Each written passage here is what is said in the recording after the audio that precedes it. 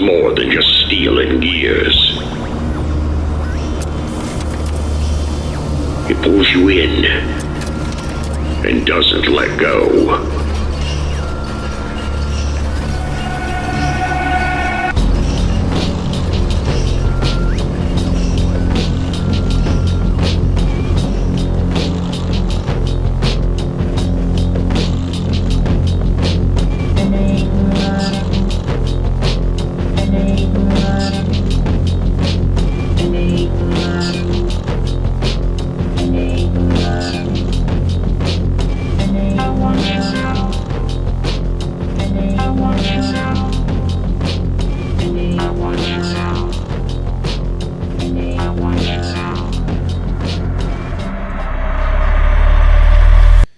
Okay, hello. Welcome to your Sunday Panikin cast with two panikins. We're just a bunch of panikins over here asking why nothing is happening. Welcome to the show, a Templar whose name absolutely nobody can say, but one of my favorite people around. Although you are such a panikin, you're such a panikin, Yes. man. Yeah. But still, yeah. Go ahead. No, I mean, I'm a natural cynic when it comes to American politics. So Yeah. I feel like the position should be to always be complaining and only be Yes. thankful when it's over. Right. Well, they say always chimp and then also always trust the plan at the same time. But yeah, you know what I call people who call me a panikin? I have my own nickname for them. I call them suck my dickikins. So all you people out there, stop being suck my dickikins when I'm complaining about things not happening.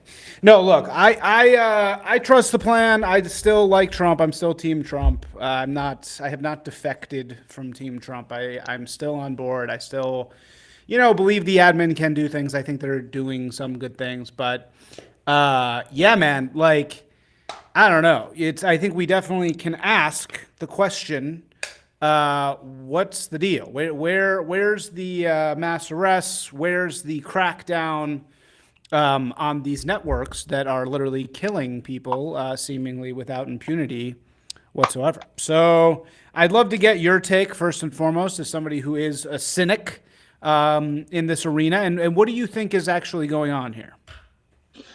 I do think it's a bit of misappropriated priorities. Once again, my background is just a kind of like a New York Democrat who just wants to see people employed. So my issue is always going to be what's maximizing labor for common people and housing. That's just my libtarded brain. When Trump kind of came, I didn't Trump. I voted for Hillary in 2016, so I've always been a little bit on the opposition. And that's purely from like, well, I know this person. They're both from New York, obviously, but Hillary was my governor, and in my opinion, I was like, if I can ignore the blatant war crimes, maybe we'll get something on the domestic front. But I realized by 2020 that was a fiction. Of course, the first Trump administration was very distracted, very constantly infighting, very ineffective, and ultimately just became a slop factory for 4 years that went nowhere. Some minor interesting things happened with like an attempt at peace with the Abraham Accords, an attempt at other international issues, but the domestic front really was lackluster. I tend to view any given politician from just like an apolitical, how are you improving the country perspective. So I usually just look past the culture war slop, look past all the noise, like what's the signal being put out. And Trump too put out a lot of good signals that he might be reaching into areas that were being ignored by the Democrat Party because they too were getting sucked into culture war slop. The Democrats stopped caring about labor, stopped caring about jobs, stopped caring about housing, and started caring about crazy rights for 1% like population groups in the country that really had nothing to do with improving the country overall. And it seemed that during the various rallies and meetings Trump was reaching out to union bosses and different groups of people that were interested in this issue. And then when he got in, it kind of got sucked into culture war slop with how can we look tough and all the mean things to say, and it looks good on paper, but it never really manifests as actual policy or improvement. One of the things I've been watching, for example, has been the deportation rate of illegals, and while I haven't been able to fully confirm it, I'm not entirely convinced the majority of the deportations have been entirely of Trump's doing.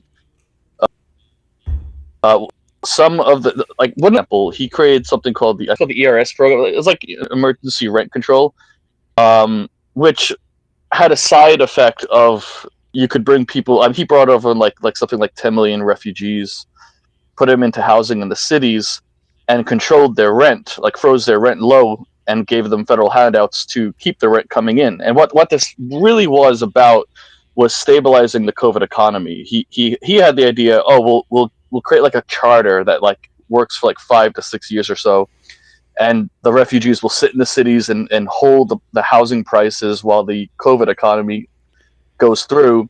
And then when COVID's over, we send them back, and we've successfully prevented a housing crisis in the cities. That was the real reason. Yeah, it was basically, I think, Nima Parvini called it. I forget what he called it. He called it something along the lines of like economic control through refugee settlements, and it was. It's obviously horrible to do this, but it's also a clever tactical perspective to do this to control pricing. And as those charters have expired, they were set to expire in 2025. That means you're like every 6 months, you're basically automatic deportations for about like 2 million people every 6 months. And the deportation rate of Trump is about 4.5 million. So if you do the math, it sounds like he's not actually doing a lot of deportations. It's just the automatic expiration of Biden's scheme to prevent a housing crisis. And if you think about it, like for example, at this time, the office vacancy rate of the United States is about 30%. So like 30% of offices are vacant. And they didn't want, like, the whole reason for the scheme is they didn't want obviously 30% of houses being vacant, causing a housing crisis. So you get disparities like that where you'll have like 30% of offices are vacant, but the apartments are full of refugees. Like, what are they doing? Where are they working? They're kind of just taking money from the federal government and paying rent as a secret, like as a kind of secret way to keep rent from crashing. Keep their. It's a way to keep income coming into real estate people. Real estate people keep donating to the Democrat Party. It's a financial scheme. So yes, of course, as many things are. Yeah. Even on the main policy why Trump was brought in, it seems like it's almost automated. It's just following Biden's expiration date for a lot of these charters. And so like if Trump hadn't gotten in, there would have been 4 million deportations by the end of 2025. And there are 4 million deportations at the end of 2025. I see your point. Yeah. Yeah, that's one issue. But if you want to interested, I don't know if you want to reply to that. Yeah. Well, look, I don't know anything about it. Some Clarence Thomas 777 is saying 4.5 million is a huge overestimation. As if any of us know any of these fucking things. Nobody fucking knows a goddamn thing. Nobody knows what the numbers actually are. Nobody has any fucking idea. Right? So we're all just saying things over and over. I mean, you're making at least an interesting argument that it's like, hey, here is what the number sort of should have been. Here's what we're being told, etc. But does anybody actually know what the number of deportations is at all? Like, no, right? Nobody actually knows that, do they? I don't think they would know it, because if you're on a charter and you're like, let's say like 30% of these 10 million importees are just following the law. They see it as an opportunity to get free money, live in America for 3 years, and go home. Would they be counted as deportations? Now yes. that it's possible, and they're also saying self-deportations counts as 70%. How do we know this? How is any of this verifiable? Is the 4 million including self-deportations? No, right? Or yes? I think it is. I think it is. I think it is. Yeah. So it's like, did the other ones count Did Biden count self-deportations? Because no, because like 70% that they're claiming are self-deportations. Yeah. I mean, look, and again, Yeah, go. Yeah, sorry. No, go ahead. What were you gonna say? I didn't mean to interrupt. Well, like you see these irregular, inconsistent numbers from different departments because obviously they're not talking to each other. So if one department is actively removing people, they're going to have one figure, and if another a department is just keeping the records of these housing rent control housings charters, they're going to have a different figure. And so sometimes the administration merges them. Oh, we've deported 4 million people, but like sometimes it says, oh, it's only 2 million people we've actively deported, and it doesn't really line up. And of course, we don't actually know if these people are just saying they self deported, but they're still here, because like you're just pressing a button on an app that says you left, but you don't actually know if that's true. Right.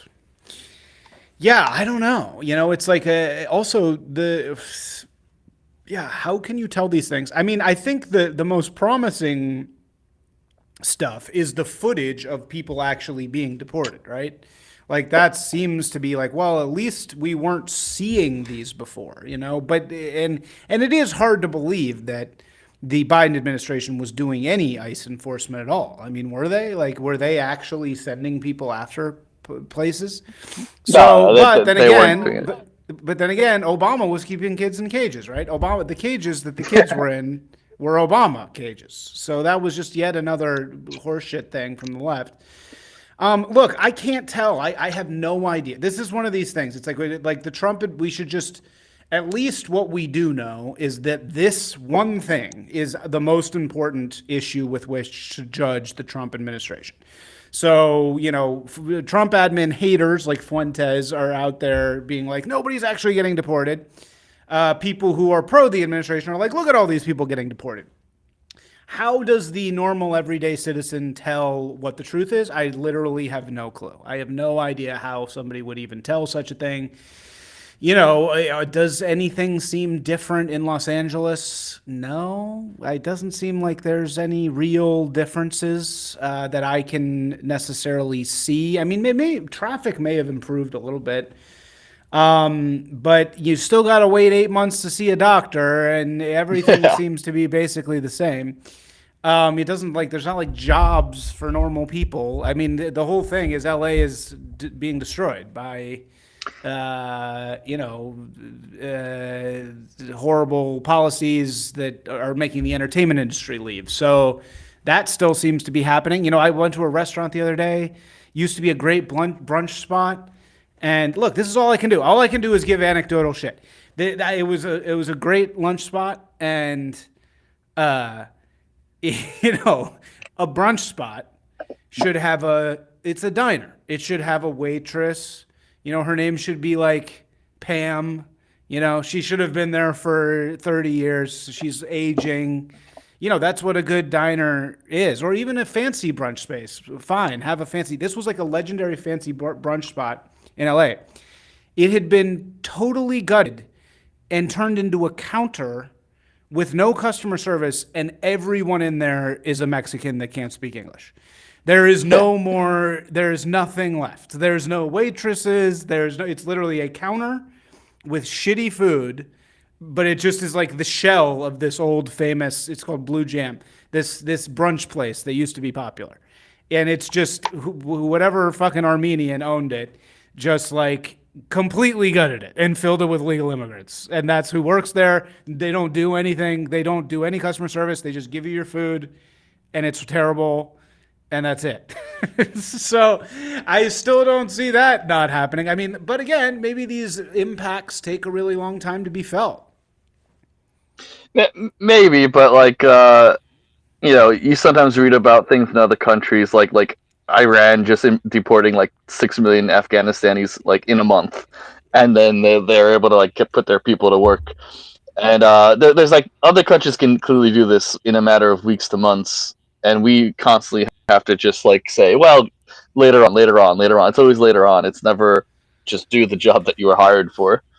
And that's one thing with the immigration stuff. And obviously Trump was supposed to put some serious investment into domestic labor, but instead he's like been taken advantage of with like visa programs to bring in foreign labor instead.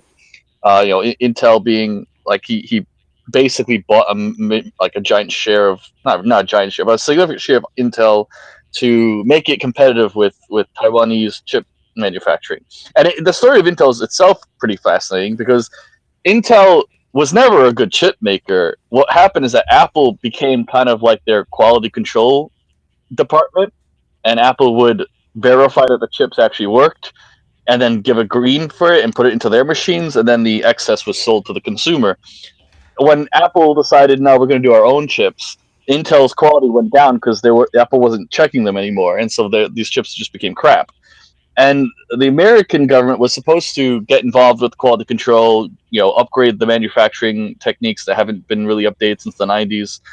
And instead, now it's just like, oh, we're just going to bring over a bunch of foreign labor to make the chips somewhere else and bring them in and quality control them here. So it's not really domestic manufacturing. It's not really domestic job creation. It's just a way to sneak in chips from foreign countries and say, hey, we made it. Slap an Intel logo on it with some federal funds and be like, hey, it's provided to you, the consumer, at a discount price because the federal government's paying for us to import it from somewhere approved. It's not actually building a domestic. Why did they do it that way? Why didn't they just hire Americans to do it? Because Americans haven't been trained to do this stuff. The federal government has to create a training program, and most of the main ways of making and verifying chips, it's like they're documented on like research papers. You can just read it and train people here to do it the right way. But they have this like aversion to training Americans for some reason. I don't know why. They're just like, oh, that extra 10% of cost to actually get people up to snuff here, we can't do that. We'd rather just use slave labor. It's kind of like stupid. Wow. So that was kind of another thing that didn't go quite correctly. No, and now Intel is just like, their stock's not great, and everything's just kind of like it's kind of like they became a pig farm, a pay pig. They're just like, well, we're taking the federal funds and we're importing chips instead of making them, so we're fulfilling our quotas, but it's not really creating domestic industry. That's I have like a long tally of just things that Trump said he was going to do, and then like the actual reality is lackluster, and it's just not benefiting the country. Yeah. So, and other people have been saying this. This is kind of the new counter narrative, which is that, Jared Kushner's out there, like, just completely using this to enrich him and his family for all of eternity. And that's like sort of what's actually going on. And we're just getting sort of like culture war issues waved in our face while that's happening. Right. But I don't know. That to me doesn't matter so much. I don't look, everybody does this. The Bidens, Burisma, they were clearly doing all kinds of all day corruption. That's just what these fucking people do, right? Yeah. At least, and I'm sure there's a reason they do it. I'm sure that when you get to these levels, you need a bunch of money. I really don't think it's just straight greed. Probably like the Pelosi's, right? They do all kinds of shit like this. Is that actually just greed? Or is it more like, probably for some of these people it is just greed, right? They're just completely like, look, life is about fucking people over, and I'm smarter than everybody, so I'm just going to do it. But probably most of them, they think, well, this money is going to go to my enemies if I don't get it. Right? It's like better fucking Jared Kushner has money than the fucking Bidens. Like Hunter's cool, but better them than the Ilhan Omar family. You know what I mean? I'd so much rather Trump have this money than them. Yeah, so it's like if this is just how the game is played, and it's a constant, you're constantly sucking money from everywhere to sort of like gird your family, right? Like if that's how the game is played, whatever. I don't fucking care. Just do it. At least it's our guys. I mean, to some degree, yeah, but on another level, you're kind of describing the looting mechanics that happen in like late empire situations. It is fundamentally a form of looting the empire as it stumbles. The Chinese call this the Eunocracy period, where the imperial power starts. Yeah, it's a period where the imperial power starts stagnating and collapsing, and so the imperial eunuchs that are like the managers of that system, they start looting it. There's a famous quote from one of the dynasties as it crashed. The eunuchs found gold not in the mines but in the cities, and they mined them dry. And Yeah. in many ways, like the families that you're describing, there are imperial eunuchs. They're these like self-interested, non-long-term thinking people. Dynasties tend to think generationally. Eunuchs can't breed, so they don't really think beyond their own lifespan. So they're And thinking now. Well, and that's so true, right? And that's so yeah, true of the gay, the gay class that runs DC. They're like, well, I don't care about the future. I'm just gonna get I'm gonna jizz as many times as I possibly can in dudes' asses in this lifetime because that's what I want to do. And so it's true. It's like there's not really like a forward thinking thing. And it's hilarious that you're saying it's like the court eunuchs are taking it over. But I mean, come on. Is Trump really. I don't buy it. I don't think Trump, like, look, yeah, he's a fucking corrupt real estate guy. Everybody knows that. But he's kind of our corrupt real estate guy, right? I mean, isn't that who he's been from the beginning? He's always been going against the real corrupt system that knows how to bullshit and just hide, right? Like there's like the hidden real estate people. And Trump is like, yeah, he plays the game, but at least he's sort of our guy. At least he's like fighting for us. yeah. I mean, you can sometimes view it that way in terms of it's clear that Trump can be bullied into doing things. Like he can be pressured. If you chimp enough times, Trump starts worrying about his image above all else, and his personal legacy. He doesn't really care about anything else. So if you chimp enough and make it look like it's bad, he'll finally get off his ass and do something. But usually it'll be in like a kind of quick gesture, unplanned way that either gets stopped by a judge or crippled very quickly after from incompetence. This is a common feature of egotists in many ways. It's a common feature of people with big egos that where if they feel like their image is taking a beating, they'll do something really quick and unplanned. There's a famous case with like the January 6th people where he was going through them one by one in January, and then people were complaining about how it's so corrupt and everything, and so he got worried that he was going to look like he was backtracking on what he said. So he's quoted by some source saying is "fuck it, release them all." That's his quote, and he didn't even bother looking at the cases individually, and that caused like quite a bit of a messy release of some people who were generally insane. Like you got the guy in the Viking horns saying on Twitter now that he's the legitimate president and people should elect him because he's mentally unstable, whereas like the old grandma MAGAs got out as well, but he didn't quite take a case by case basis, so you've got a lot of mad people released along with the old boomer grandmas. Yeah. Well, I think you're right. So anyway, look, the point of all of this is not really about the point of this discussion, as far as I understand it, is not really about immigration. It's not really about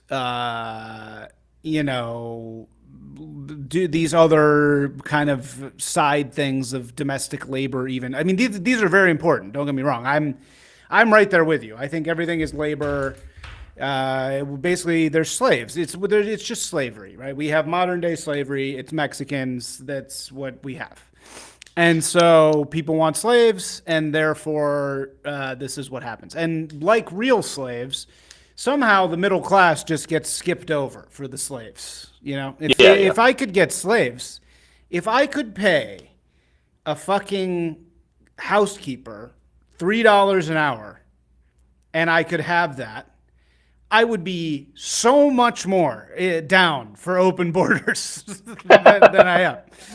But with the middle class, we don't get that shit. The kulaks don't get shit. We have to do everything ourselves. We have to pay for everybody else's shit. We have to pay for everyone's health care. The middle class has to pay for the health care of the slaves. The rich people don't fucking pay for it. We pay for it.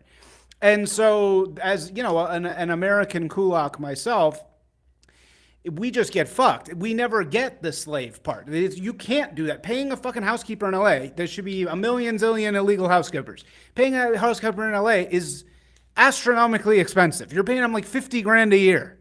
Like, what's the fucking point? There's no point in open borders for us. The people that open borders help are scaled businesses, right? It's like H-1Bs. The H-1Bs don't get paid that much less. They get paid 30% less than normal employers. It doesn't, if you hire two H-1Bs, it's not going to really help you that much. Who it helps is Tesla, who has 1,000 H-1Bs, because 1,000 times 30% of what their salary is $15 million a year. So they're like, well, yeah, I want to save $15 million a year, right? And the consultants, that's what they encourage them to do. So again, the normal everyday people don't get any benefits and only pain from open borders. There's also an element with the H-1Bs where, like, you know, the employer literally is holding your life by the balls, because if you're fired, you're getting kicked out. Right. Which is even more slave, more slavishness. Well, exactly. So it's like, that's really what the entire fucking West has been destroyed by this. It's also destroyed by the, was it Jacob? Is it not fucking Jacob? Who's the Technicolor Dreamcoat? Is that Jacob? Joseph. It's the Joseph problem. You know, Joseph kicked out all the fucking Egyptians because he wanted the Jews to have like it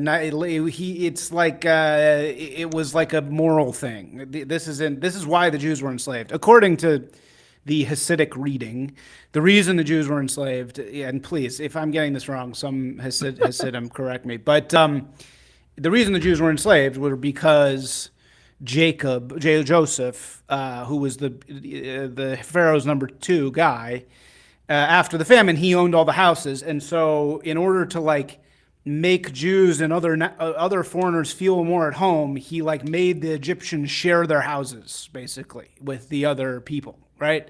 For some sort of like weird moral reason, because he was an outsider, right? So he like forced them to do that, and that's why eventually the Jews were enslaved. That's at least the reading that I've heard. Yeah, I've heard that. That's like outside the Bible. It's a bit more of a tradition amongst. I think it's in the Talmud. I don't know if it's in the Talmud, but like there's traditional readings I don't know if that's that from an archaeological perspective, they were it's considered maybe part of the Hyksos conquest, blah blah blah history stuff. But yeah, I mean, Egypt is probably a good example of that, where a foreign entity came in, took over the institutions, and then brought in their general people, and then the people kind of leached off the Egyptian farmers, and then that caused a rebellion of the middle class that then enslaved the foreigners. Exactly, and that's Mm-hmm. Sorry. Well, that's also that's a bit of a risk that this country could end up one day if the middle class gets angry enough and. Oh, did I just lose my phone? Oh, sorry, my screen turned. I hear you. A dictator or a dictator, even of a left or right variety, might just say, well, this is like informal slavery. Let's just formalize it as slavery. That can happen. That has happened in the past, and that's a scary future you don't want. One of the things I've been pointing out recently is it would be called universal basic income, right? That's what they would call it. It would be called UBI. They'd be like, we're doing UBI for the immigrants. And it would just be like, by the way, they can't leave. They'd be like, they can't actually leave, but they get free stuff. If they sign here, and you get free stuff your whole life, but you can't actually leave. It's as a eternally binding contract. That's how they do it. Anyway, sorry, keep going. Yeah, no. What was I going to say? I've been pointing out occasionally that if you look at in the 1860s the demographics of the Union and the Confederacy, many people forget that the Confederacy was only like 51. Maybe maybe it was like 61% white people, basically. The rest was all slaves and Indians, and so it was actually not really not much of a majority white area, despite people saying it was this like racist ethnic state. It was kind of bordering on minority rule, and if you count only the white landowners, it was minority rule. They just had a significantly large yeoman farmer class that kind of was in the hinterlands. In any given city, it was minority white. the modern United States is more like the Confederacy than the Union in demographic terms, but also in political terms. Like we're not as centralized as the Union was in 1860. We're more decentralized like the Confederacy. We're more in debt like the Confederacy. We're more foreign dependent like the Confederacy. And what that means is that we are starting to suffer the same economic crises and demographic crises that the Confederacy had that led to its demise. And I mean, we could even go so far as to say in the centuries long time span, you might view Canada as more similar to the Union, but I don't think Canada's going to conquer us. But Well, and they're there's just certain as bad, elements. aren't they? Aren't they just as Yeah, bad? they're Like getting they're there. yeah. So because of this, the United States today is actually starting to experience the same domestic crises that the Confederacy was facing, both during the Civil War and a little bit before it, before they formally split off. And that's something that the country isn't ready for, because honestly, the fix for it is a kind of reconstruction, but the United States does not have the political, demographic, or economic forces of the Union in 1860 to do reconstruction. So it's inherently unstable. It's almost like a confederacy without a union to stabilize it or bring it back into the fold of normalcy. Right. So Interesting. you're kind of looking at something that's just naturally going to decline in virtue and stability until it starts again being looted, which it is currently being looted by its elite. But eventually, that looting operation runs out of things to loot, and that's when these families and lords start attacking each other for more cash, because there's no longer like when the middle class is no longer there to loot. This also happened in the Confederacy, where once the yeomen's were kind of like outside the anything worth looting, and the slave families were solidified towards the last months of the Confederacy. They started like fighting with each other a little bit, not like open violence, but like who's the family that's going to get looted for the war effort now. This is like really late empire stuff that is very unstable. Wow, that's actually really fascinating. So, when you say that reconstruction would be the answer, what do you actually mean by that? A very strong, centralized, undivided federal entity that doesn't really get involved with culture war slop on either the right or left, that just brutally brings into the fold these divergent families and elite. The same way that the Union, when they conquered the South, they brutally the Reconstruction that they were doing was tearing up the aristocratic and elite ownership of assets and bringing them under federal control. And then obviously gunning down the militias that formed to defend these Southern aristocrats. The gunning down. You can compare the KKK was formed as a kind of like militia for aristocratic Southerners that wanted to protect their assets, and the federal troops came down and gunned them down.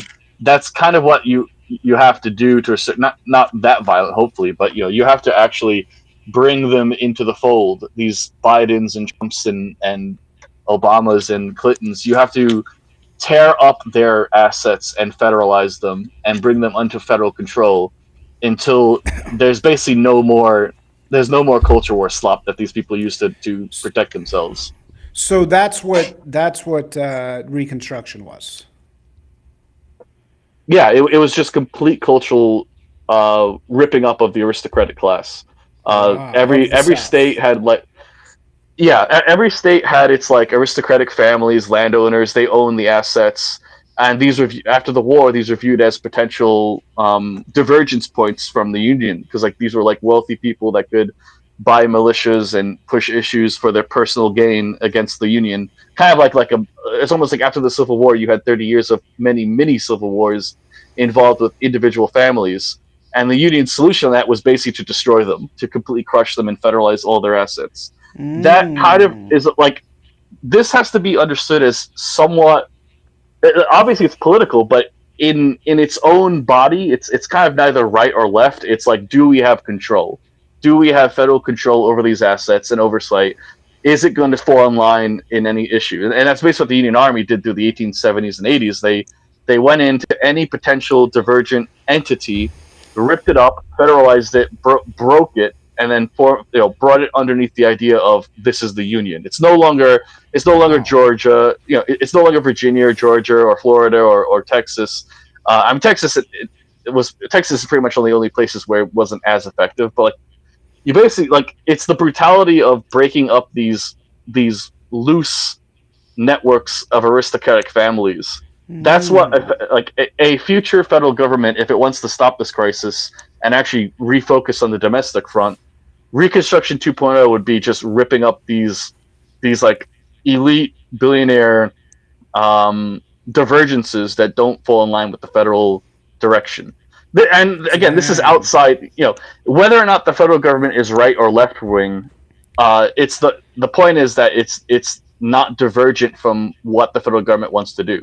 It's national. It's like it's become a reunified, reconstructed federal entity. Wow. Dude, you're blowing my mind right now, actually, because you're right. It's like, and it was weirdly, actually, where I was going to take this discussion is that it's the family foundations that are destroying the country. It's the The elite families, Rockefeller at least. Foundation. It's the dregs of these families. Yeah, It's yeah. the ant. It's the fucking wine ant. It's the childless wine ant who now runs the Rockefeller Foundation.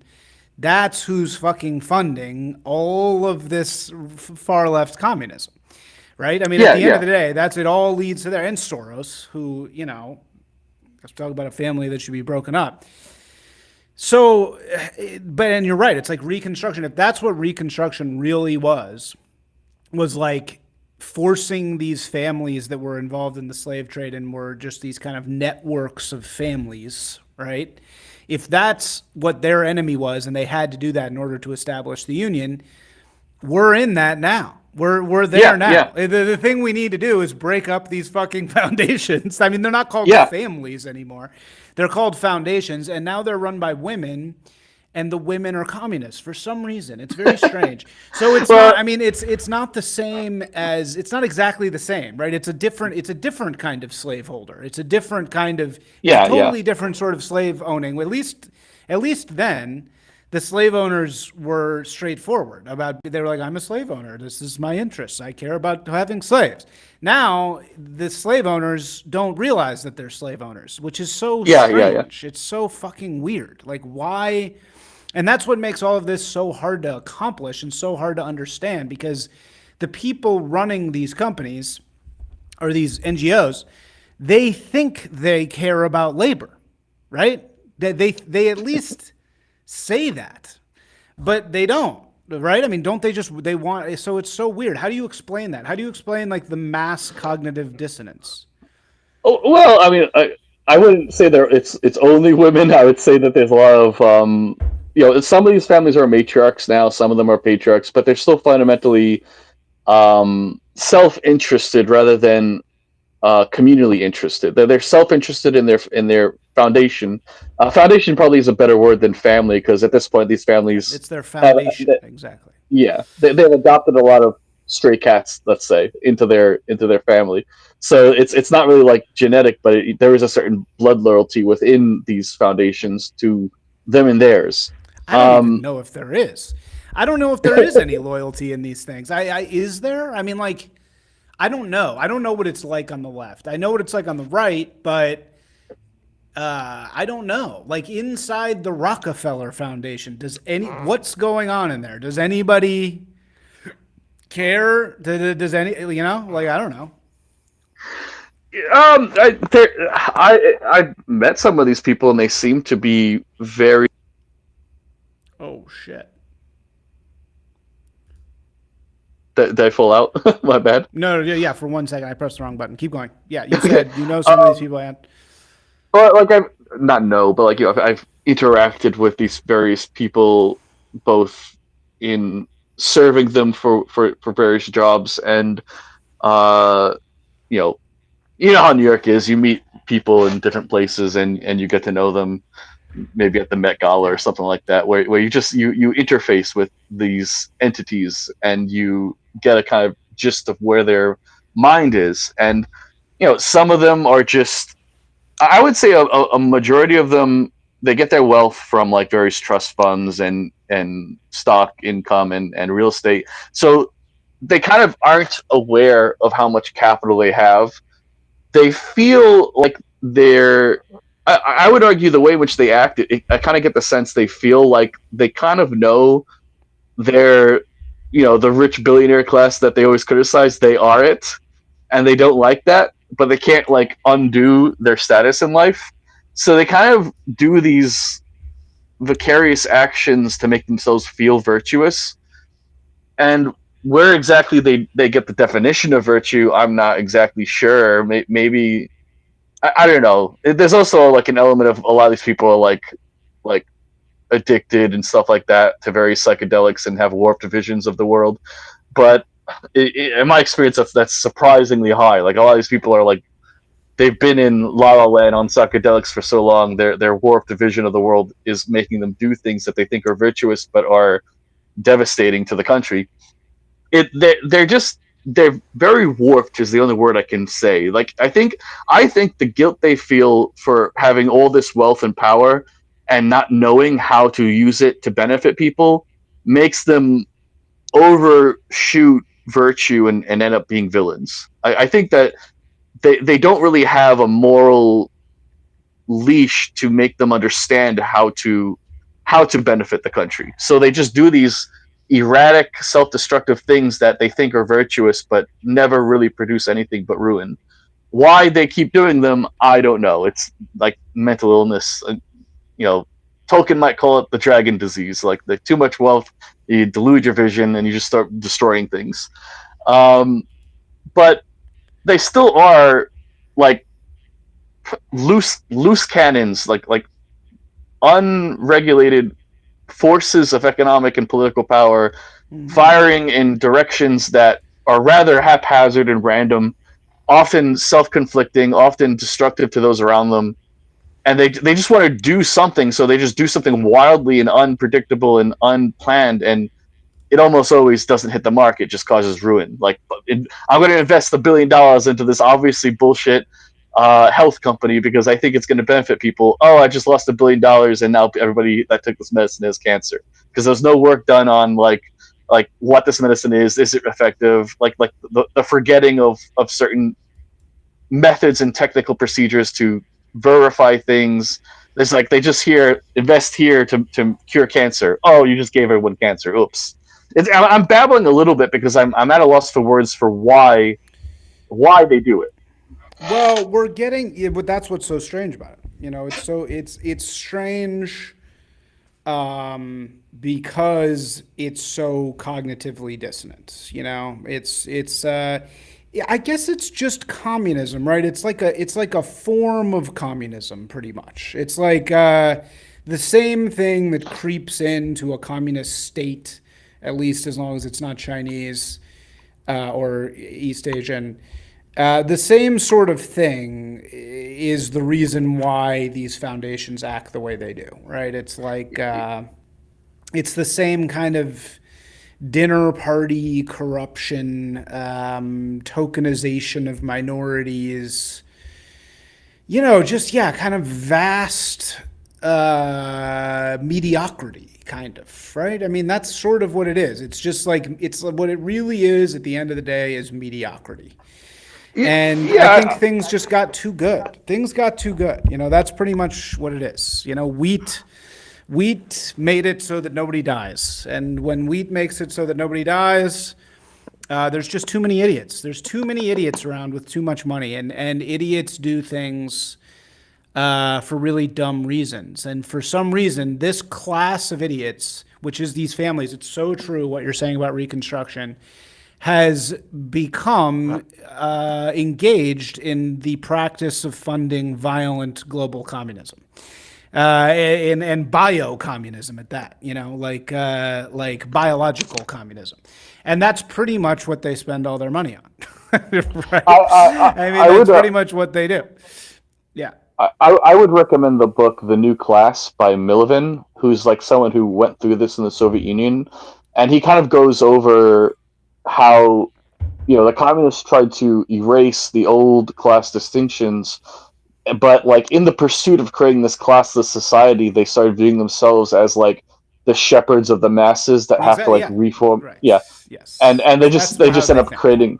Yeah, they just end up Yeah. becoming a new class of elite that are a lot Well, an less even worse competent. one.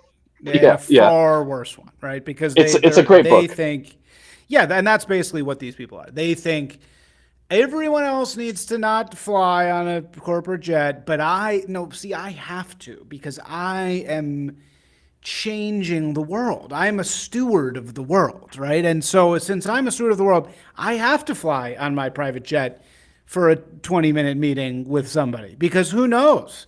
Maybe we're going to cure cancer. Maybe we're going to solve climate change in this meeting. So therefore, it's worth it. They're utilitarians. Um, and they're just idiots, right? They're idiots. Nothing they do is actually effective except for they just dump their family's money into violence, what ultimately leads to violence. And that's what this podcast show should be about, which is what we're actually asking here when the title is Why Is Nothing Happening?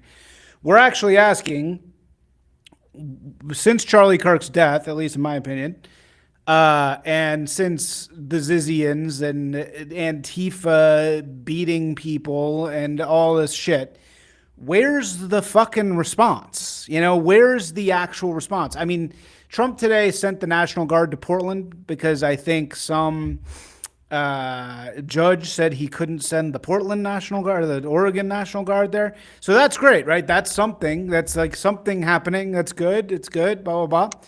But if it were me, and maybe it hopefully will be me one day, not that I actually want to do this. I don't want to do this job, but somebody has to do this job.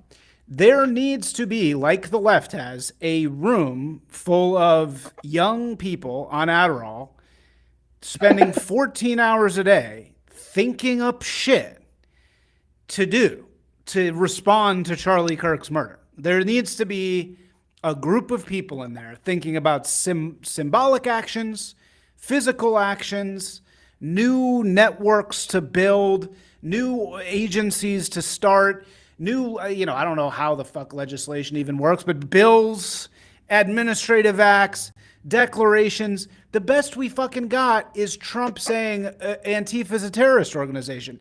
That doesn't fucking mean anything. There is no domestic terror list. So is he saying that he's putting it on the FPO, which is the foreign FTO, which is the foreign terrorist list? Is that what he means? Because it didn't go on there. So what the fuck does that mean? Like okay, fine, do it, but we need shit. We need fucking wins. Even if he's out there, even if it is true, he's just looting everything. He doesn't give a fuck, which isn't true, of course. But even if that is true, you got to give people some red meat here. You got to give people some arrests. You got to give them some other shit. And the point of that is not to give people what they want for political reasons so you get elected again. The point is that if there's no fucking counterbalancing weight to a network of people that can just kill people in public on the left, your country's fucked. You can't have that. You can't have a system where one party goes to jail if they say the N-word one time, and then the other side shoots people in the face and brags about it, and then nothing happens. It's not. Yeah, I mean, it's not tenable. You can't have a society like that. Yeah, I mean, again, it's another comparison to Reconstruction, where like the federal government knew you can't have the KKK just lynching people. That invalidates federal power. So Right. You have to, but it's like they didn't really. The federal government cared a lot less about the KKK, like the families funding it. They went after the families funding it, and that's why the KKK became a nothing by the 1920s, like right after the 1920s. I mean, it took a while. Like there were two phases of it. In the initial Reconstruction era, they brutally put down the aristocratic families funding it, so it went underground for like 30 years, and then it popped back up in the 1920s, and then it was crushed again. These things, the Antifa and all this stuff, they're really more symptoms of the looseness, like the lack of federal control. Totally. It like the KKK, it's a symptom of a lack of control over these families. And these symptoms would go away if the families were brought under the federal control. Totally. That's why I say like Reconstruction 2.0 is the only solution, because it's what's needed to end the backing, the aristocratic You're so backing of these fucking right, forces. man. This is so fucking correct. And it's like they gotta fucking do it. What are they doing? There's gotta be some charge you can bring Yeah, against someone. That's what I'm saying. There's gotta be a group of guys on Adderall in DC looking this shit up. You need 10 people in a room. You need 10, you need the fucking Manhattan Project the other way, and the goal is to find things to charge family foundations that are. Look, I don't want to go after people that are just having opinions. I don't believe in hate speech. Fuck that. I don't think it's like, oh, they're doing hate speech. No, I don't care. It's literally the violent part, just the violent part. Like yeah, the yeah. people that are actually supporting violence, like really, not just supporting left wing shit, like actually supporting violence. That exists, obviously. Look around. Charlie Kirk got fucking murdered by one of these people. It has to be there, man. There's got to be at least enough for an arrest. For arresting one person that is funding this. It has to be there. I do not believe that they're that good, that there's not one tie to one of these people funding something violent. That can't be true. So where the fuck is that at? In many ways, what you're describing is why I view Trump as utterly incompetent. Because if I was president, I would just find the friendliest federal judge I know and said like, I want to wiretap these families because I think they're funding violence. Give me a wiretap on them. Let me track their finances. Find the obvious fraud that's going on, and put the families under federal control. Well, to be fair, for all we know, maybe that's happening, right? I mean, these Hopefully. things do take time. I don't want to say, maybe that is what's going on. Maybe they are doing that stuff. I don't know, but it would seem to me, man, you got to move quick, and it's maybe they just don't. Yeah, I don't know. I don't know why it's not happening. It's weird. Yeah. I can probably draw a comparison here to I don't know how many times I've sourced this paper, but have you ever heard me rant about Charles Plummer III? No, you were saying something about this. So what is this? This is he's just some normal like historian guy who wrote a really interesting thesis in the 70s called Gallic Aristocracy in the Roman Imperial Court. And in many ways, this is a good example of what happens when you don't take over divergent families in territory. And in this particular example, I'm kind of glad they didn't, because I think the Gallic aristocrats are a lot better than the Roman ones. I think the Romans were incompetent at the end. But one of the things that people don't know is that when Julius Caesar conquered Gaul, he did something unique that didn't really happen in other territories. He kind of allowed a significant number of Gallic families to stay in power locally, to like own the landed assets, the vineyards, the mines. Like, okay, Gallic elite. There's a famous scene in a lot of stories about Caesar where he brings in the like 40 or something Gallic senators. Like he just takes these barbarians and makes them Roman senators overnight, so they'll vote in his policies. But one of the consequences of that is centuries later, when the Roman Empire is falling apart, the Gallic aristocrats still own most of Gaul, which is wholly unique in the Roman Empire, where for pretty much the rest of the empire, it's the Italian aristocrats that own the landed assets and everything else in the empire. So when you get to like the 5th century, the Italian aristocrats, the noble class, the equestrians, they don't really view Gaul as really Roman. They view it as this thing that is borderline sovereign in its own right. And what happens from that is that when the Germans cross over the Rhine, they don't feel any need to get involved, because it's not their vineyards burning, it's not their mines getting looted, it's not their cities being sacked, it's the Gallic elite cities. From the Italian perspective, this is a rival castle in the empire suffering. You can only win by doing nothing. So the Italian noble families did nothing as Gaul burned. But what that caused is that these families that had been otherwise fairly loyal to Rome for like 300 years they started looking at the Italy as like, well, wait a second, why are we getting the short end of the stick? We've been paying our taxes, we've been doing all this stuff, we contribute to everything to their own empire, but why is no one defending us? And that caused them to eventually go for a usurper. And when they found a usurper a competitive emperor to protect them from the Goths, that's when Rome set in legions to put it down, not to get rid of the foreign invasion, but to put down the competitive emperor, the usurper. And after that, the Gallic families were like, hold on, we just were set on fire for like 3 years, and the second we try to defend ourselves, you come after us instead of the foreign horde. Well, this is not fair. And what that happened, that caused the Gallic aristocrats to start forming networks with each other to figure out how do they get out of Rome's shackles. And because because the Italian nobles didn't feel an obligation, like a noble oblige to support Gaul, they didn't stop this organization. As a matter of fact, they enabled it as a kind of like, well, it's not our problem. So Gaul went so far as to setting up its own government in I think Provence or something, Tallin's, where it was called the government of the 7 provinces, and they would make their own laws, recruit their own legions, and basically have like a non-emperor political figure to do things for them at the imperial level. When I say imperial government, it basically means federal government for Rome. And this is like just utter mismanagement by the Italian nobles, allowing this rival castle to become self-sufficient, to the point that when the Roman Empire started like falling apart and coming to pieces, Gaul never formally declared independence. They just said to some Franks, "Hey, you want to be a king? There's no emperor right now, so why don't you just come in and be a king?" There's that paper, Gallic Aristocracy and the Roman Imperial Court by Charles Palmine III, goes into detail about the consequences of not federalizing divergent forces in your empire.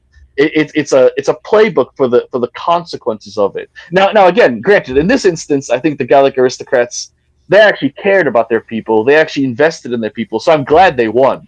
I'm kind of glad that they weren't federalized. But this is a great article. It's not that long, but it just outlines the process of what happens from inaction. Is there a difference between federalization and nationalization? No, right? Not really.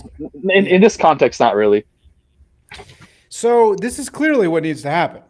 I'm really glad we had this conversation because this is obviously it. And it's got to be easier to do this with 501c3s, where this is all run through. Yeah. Than it is for private companies, right? Because obviously 501c3s don't pay taxes, and they, have sorts of various federal ties. There's a federal designation, so this has to happen. They got to figure this out. The problem is, could you get a law passed about 501c3s that they have to not fucking be anti-America and it's like super strict scrutiny or something? Or I guess you'd want whatever the opposite of scrutiny is. But yeah, it feels like something you could easily slip in on an earmark for a bill. Like this is like really basic stuff of political political machinations. You want to bring something under control federally, you slip it in on an earmark. It can be like a one line that says must report patriotic duties, or must report foreign assets, or must report like one line on a bill of an earmark adding to regulating these organizations. It's not hard. They just don't know. Yeah, they just don't do it. So let me ask another question. This deals with the answer of why nothing is happening from a sort of logistical networking standpoint. Why is there no right-wing orcs, though? Right? Why don't we have orcs at all? They have all the fucking orcs. We have no orcs. We have no ground troops. Maybe we used to have ground troops. I mean, the Klan, right? The Ku Klux, and I'm not saying we, by the way, before somebody puts that on me. I'm not saying that the Klan would have been my ground troops. I'm just saying the Klan was an example of right-wing orcs, which is bad. Yeah, where's our IDF? Let's put it that way. Well, or not even IDF. Where's our tranny killers? I mean, again, I'm not saying this is good. I don't advocate for this. The whole point is that I don't want this to happen. But it used to be that the right did have, we had Oklahoma City bombs. God, I'm saying we. I don't mean we as in like this is something that I advocate. I'm just saying the right wing did have violent extremists that were part of them that were, in these networks of people, right? For a while. They were kind of related to bikers and it kind of related to, it seemed like there was some vague network of people who would execute these like violent plans against feds. There was the guy that killed the Jewish guy, right? They killed the white supremacists, killed the Jewish radio guy. That used to be a thing, whereas now there's no response. There's no like, it's not like our gang members now go after their gang members. We have no gang members. We have no god. We have no orcs. Orcs. The reason I say orcs is because in every fantasy movie, there's not every, but many sci-fi and fantasy movies, there's this like army of sort of infantry, expendable infantry that they're always kind of like putty-ish, like the Power Rangers putty. Like they're kind of like, you can like blow their arms off easily. They're kind of like zombies. Like they're not 100% like solid. They're kind of like fake, but there's a bazillion of them, and they're somehow powered by the like nefariousness of the empire, of the overlord. They're somehow powered, and if you kill the overlord, they all get turned off at once. That's what these like insane far leftists that you see them now everywhere, more and more and more. You see them everywhere, who are, you got to think jerking off 50 times a day to sissy porn. They're on all kinds of weird drugs. They're like the orcs. They're like these putties of the other side. They're the shock troops. Why don't we have those? I don't think we want. I don't think we should want them. No, I'm not saying we should want them. I'm just wondering why don't we have them. Well, I would argue that those forces that you're describing, they're an extension of a unit class, and the purpose of a unit class in a collapsing empire is to loot. The right wing doesn't loot, so it doesn't have orcs. The whole purpose of that, like that as a symptom, it's orcs are a symptom of a looting action, of like a tearing down or a deconstructing of something. If you're the one building, like Aragon didn't have an equivalent to the orcs, did he? He didn't have like right. Yeah, these things. Because had men, right? They had men only. Yeah, that was The builders don't get an orc class, right? They don't get the foot soldiers for looting because they're not looters. To return to that paper I was just talking about, Rome had this too. I think they were called the Bucale, and what they were these landless, despotic. They're kind of like land pirates. They were basically roving gangs of the victims of the Goths. The Goths would raid an area. All these farmers would have no land, no money. So they would form a gang and start looting the highways and demanding payment to get through highways. They were a symptom of the barbarian invasions, and Rome didn't. Neither the Romans nor the Gothic aristocrats, they're the ones trying to build things. They didn't really have an equivalent to this. In many ways, the Bucale were a kind of symptom aligned partially with the Goths to some degree. Although, an ironic twist, one of the reasons why the Roman Empire settled barbarians within the empire, if you look at where they settled them, it's all areas that the Bucale were. So it's never been directly like stayed by the Romans. That was their policy, but you can tell from a map. Oh, you're settling the barbarians in the areas where there are gangs, so they fight each other instead of Rome. It's kind of obvious. So, in many ways, you could almost say like, oh, you want to deal with the left's orcs, dump immigrants in their neighborhoods. But that's not the right way. That's not the American way. That just further deteriorates the country. If you want to actually build something, you have to come at the root of what's funding these orcs, and they'll disappear. Like they are a symptom of darkness. Right? If you cut off their master, they all die. That's the whole thing. Yeah, that's the definition of an orc, is that's their weakness. That's their Achilles heel, right? Is they die. They're overwhelming. There's a million of it. It happens in every movie. In the end of Endgame Avengers, they have their orc army. Of course, you kill Thanos, boom, they're all gone. It's not like they're hanging around, right? It's like that's the whole key. It's like, oh, there's victory is impossible. Game of Thrones, same thing. Victory is impossible, but if you kill the Night King, all of the threats go away. Whereas humans aren't like that because humans are more decentralized, right? It's like the human army is like actually made of individuals. It's not made of this brainless thing. So yeah, it's true. The bandit analogy is interesting.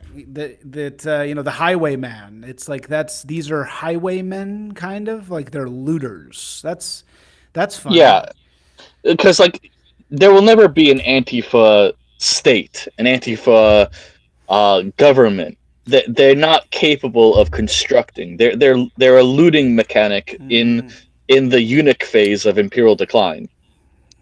God. So wait, tell us again. People we heard this in the beginning, but what is, again, just so we know, the eunuch phase? What exactly do you mean by that? Because I think I didn't ask you quite to clarify that exact. I think I know what you mean, but I just want to hear it again. Well, any imperial power tends to develop this class of managerials who are they're not really interested in long-term thinking. Their primary responsibilities are to get the taxes to the government. But when imperial power starts declining, they start becoming more selfish because they sense that the imperial power, they're probably going to outlive it, so they need to have a preparation for how they're going to survive. And it becomes like a divergent lord, again, like the South almost with the families. In China, these were the eunuchs. They were just like professional eunuchs. The empire used them. The Chinese empire used them because eunuchs. They were actual eunuchs. They were actual eunuchs, and they were made eunuchs because the idea was if you prevent this man from breeding, he can't form a competitive dynasty to the emperor. So there was a. So that's where that comes from. Interesting. Yeah. So that's why they have eunuch. That's why this same process is visible across the world. Is that it basically comes from the desire for the ruling party to have people around him that aren't competitive. Exactly. Like people that makes so much sense. Holy shit, that makes so much fucking sense. Wow. Yeah. I never put two and two together on that. I never like thought about why that was. It's fascinating. Anyway, sorry. Yeah. I mean, that one of the big reasons why you get a eunuch class in most imperial powers, be it the Ottomans, the Chinese, the Romans, the Egyptians. These are powerful figures that have no ability to create a competitive dynasty. So they're kind of like they're mules. They're one-offs. Once they're gone, their wealth goes to the emperor, and their power's over. The problem is that if imperial power weakens, and these men are aware that they're more powerful than the emperor now, they get very selfish because they're just about living for them and theirs while they're here. They become like the ultimate looters. They are aware that at some point in time they're probably going to be an independent power. And they're going to have to think. They're forced to think long term, even though they can't create long term. That just makes a looting operation. Antifa is in many ways a eunuch class that has been militarized because they can sense the imperial power is collapsing, and so they're starting to loot things for their own power. Even though like nothing Antifa builds will ever last longer than a generation because they're literally eunuchs, they still want them and theirs for when everything crashes down. It's Chaz Chop, right? It's Chaz Chop can't exist. It's chaos. It is a chaotic thing because you're right. It's a kleptocracy. Is this why they called the Soviet Union a kleptocracy? Is that because the klept means theft? Klept means theft, right? Yeah. In many ways, in the late Soviet era, the kleptarchs they were these people that were aware that their entire existence is dependent on the existence of the Soviet Union, and the Soviet Union was collapsing, so they had to think about how are we going to transfer out of communism. So there was this looting operation in the late Soviet Empire because they were basically getting ready for building something when the Soviet Union's gone. The looting operation is building a financial fortress to weather out the collapse. It's pure so that is the same, right? So that is the same thing. Yeah.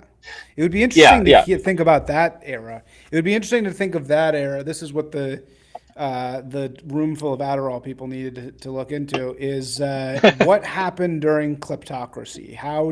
Was there some weird eunuch shit going on there? How did that? But that was different, right? Because that was sort of reverse communism because it was the communist state that was failing, right? Yeah, yeah, yeah. So it was Well, sort of reverse. late communism wasn't really communist anymore. It was just a security state with its own Right, right. economic interests. Like Yeah. communism, kind of like I would argue Stalin killed communism in Russia, and it was just imperialism after that. But that's because I'm a libtard. uh, okay. So wow. So all right. So you have these eunuchs who are yeah, pulling everything apart.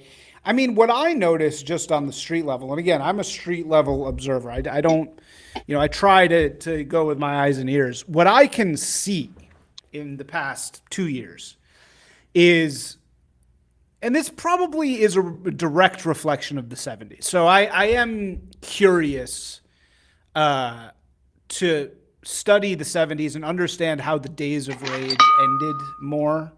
But like when the hippies came out, you have to imagine normal people were going around, and then suddenly there was this aesthetic person that was out there that had this odd aesthetic that you suddenly noticed and you started seeing it everywhere, right?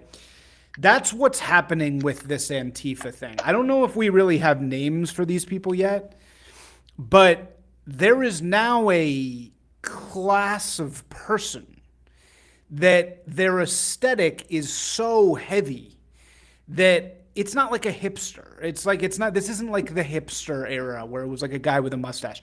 This is like actually the army. This is the orc army.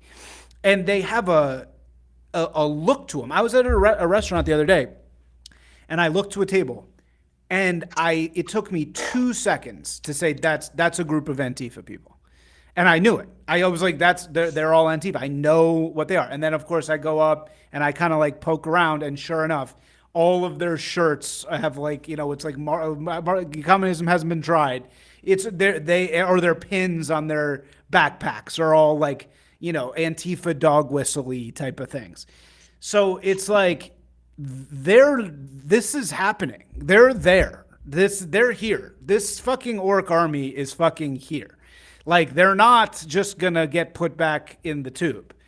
Something's gonna happen with this group. They're here to destroy America. They've been paid to do so. As you're saying, they are stealing everything they possibly can in their path. They're just fucking stealing everything and justifying it by saying, "Well, this is white supremacy, so I deserve this thing I'm stealing." Look what happened to BLM. BLM just stole all of the money, and now they have mansions somewhere, right? That's what happened with BLM, and now we're getting another one. So when you can feel it like that on the street, I don't think I've ever, since I've been alive, have had anything like that.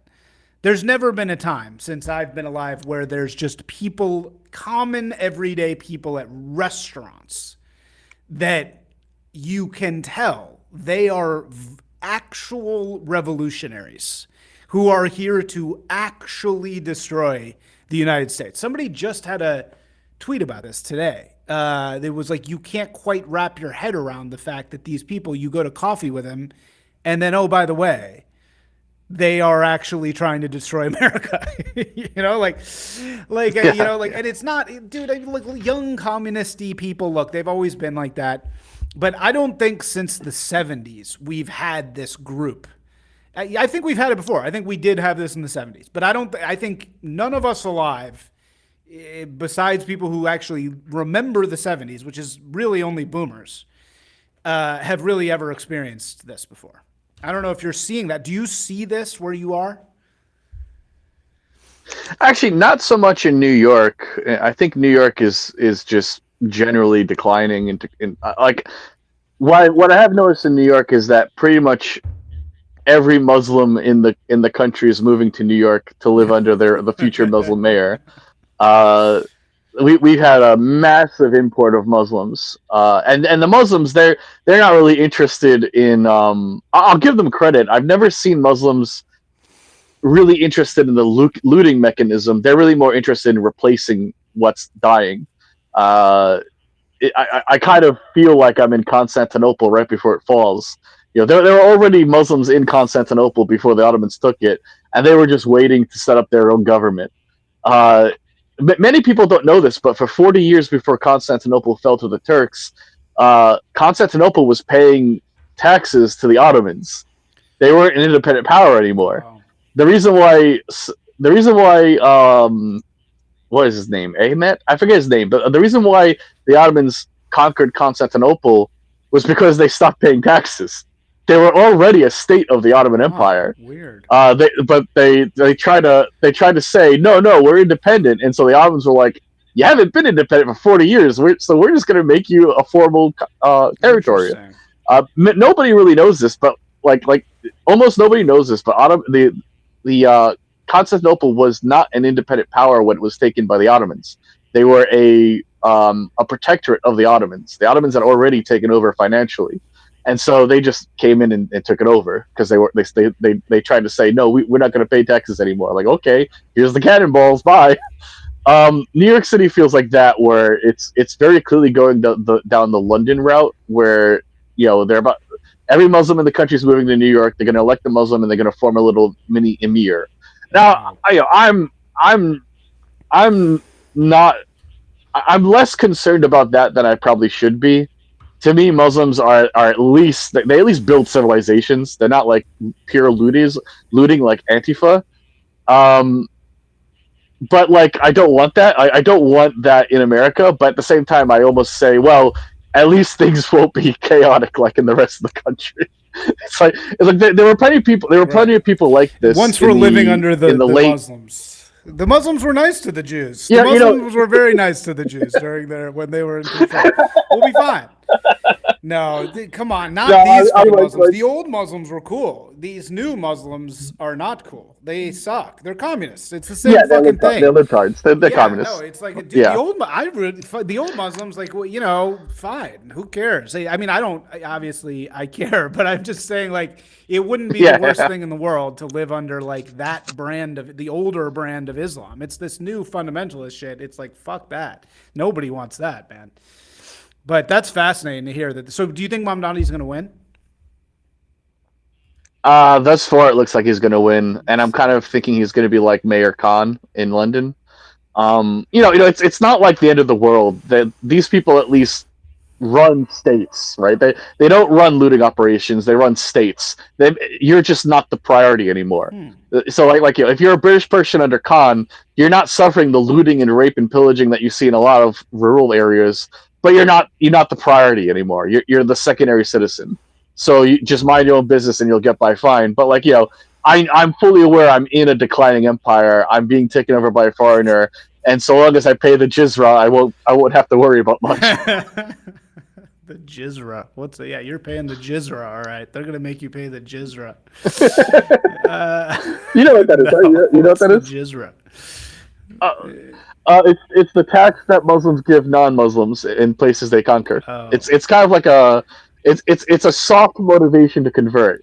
So like when the Muslims took over North Africa and Constantinople, they had the jizra tax, where if you're not a Muslim, you have to pay a little extra. You have to pay like a 2% tax. It's like the most mildly annoying thing to just make you convert. Muslims aren't getting my jizra. They're gonna have to pull my jizra. From my I might be saying it wrong. I might be saying it wrong, but I don't care. The Muslim jizra. Dude, I don't even dislike Muslims. I don't care. Muslim people are fine. It's more the fundamentalist Islam that just fucks everything up. That's really, I'm not like, on Israel, do I really give a shit? I don't. In my heart of hearts, I don't actually care. I care about America. That's what I fucking care about. Do I recognize that that's maybe naive? And look, as a fucking Jew, should I support Israel? Probably yes. And I do. I do in a fundamental sense. I don't hope they lose, but in terms of my... You just hope they get a better government. I don't even know. What's going to happen there? You seem to know everything. What's going to happen? I mean, in a good way. What's going to happen in Israel?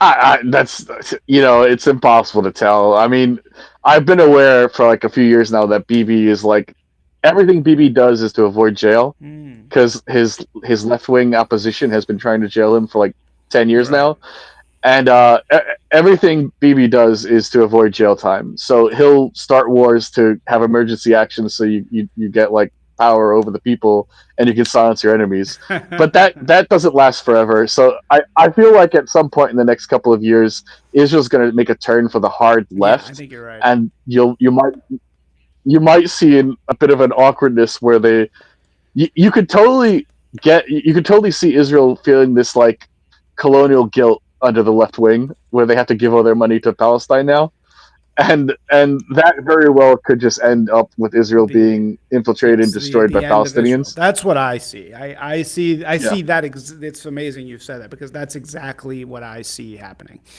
And I don't want this to happen, but I'm saying that what my prediction would be, my depressing prediction would be that the left gets in control. They put Bibi in jail. They completely lay down, right? And pretty much yeah, laying down, it's just over.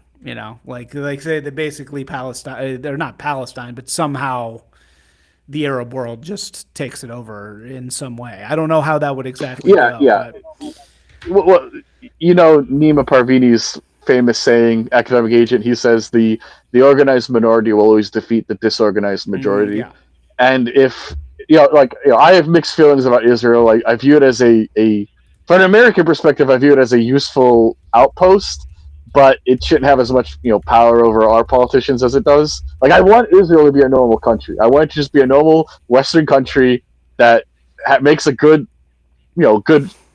vacation spot and is generally like I'm a bit of a libtard. I wouldn't mind a liberal like a liberal Israel that is not self-destructive and hates itself, but it looks like the far left is going to take over soon, and they're going to do what they always do. They're going to say, "Oh, we're colonizers, we're evil people, we hate everything, bow over backwards, and take the Islamic thing." yeah. I think that that's But basically what's going to it's happen. I don't see the yeah, Jews are too, and I know this from a lifetime of experience.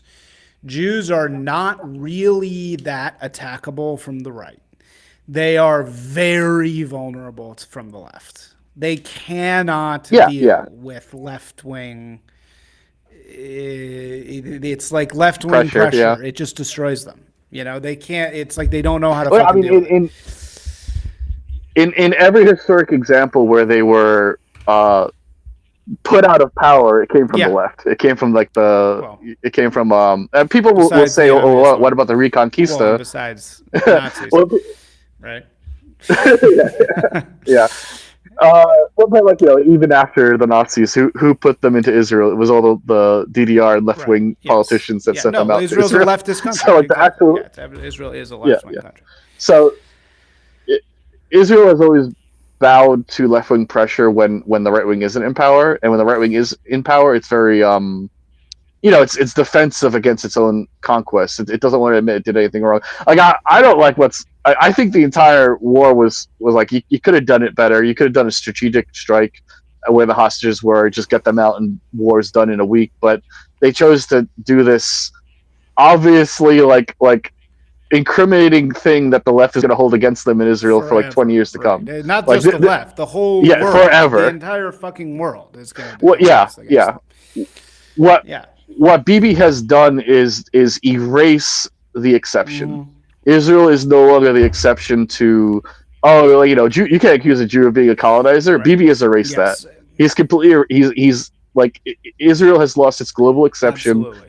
I mean, in many ways, yeah. It would have been nice if Israel just became a normal country, but now Bibi had to go like really crazy, and now they're not just going to be a normal country; they're going to be like the hated country. Yeah. And there's an argument to be said that Bibi might want to do this to like. There's a way. Sometimes people in power, what they do is they try to make the country feel like the victim, so that they go for the leader, like our hero, our protector. And Bibi might have been thinking that, but it really backfired badly for him.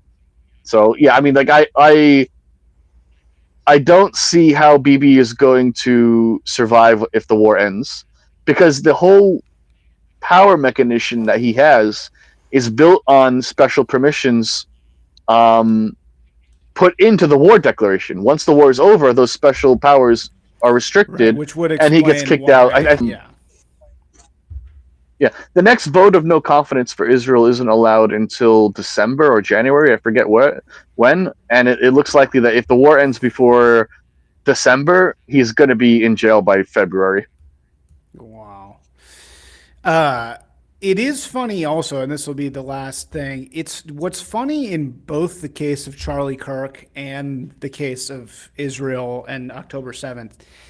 It's like October 7th was actually an attack on Israel, but yet for some reason that seems to be the date in which the entire world turned against Israel. You know, it feels the same with Charlie Kirk.